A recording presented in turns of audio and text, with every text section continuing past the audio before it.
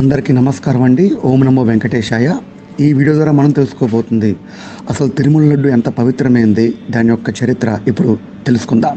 వెంకటాద్రి సమస్థానం బ్రహ్మాండే నాస్తి కించన, వెంకటేశ సమోదేవో నభూతో నభవిష్యతే. సాక్షాత్తు శ్రీ వైకుంఠనాథుడు మన కోసం కొలివిన దివ్యక్షేత్రం ఇది. ఏడాదిలో 365 రోజులు ఉంటే 400 పైగా పండుగలు తిరుమలలో జరుగుతూ ఉంటాయి.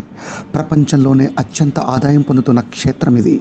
ఇక స్వామివారి ప్రసాదం అంటే లడ్డూనే గుర్తుకు వస్తుంది. తిరుమల లడ్డు తెలియని వారు ఉండరు.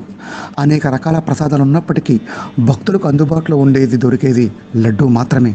అసలు ఇది ప్రసాదంగా ఎలా ప్రారంభమైందన్న విషయాన్ని ఇప్పుడు ఒకసారి మనం తెలుసుకుందాం. క్రీస్తు శకం 614లో పల్లవరాణి సమవాయ తిరుమల ఆలయానికి భోగ శ్రీనివాసమూర్తిని కానుకగా సమర్పించుకుంది.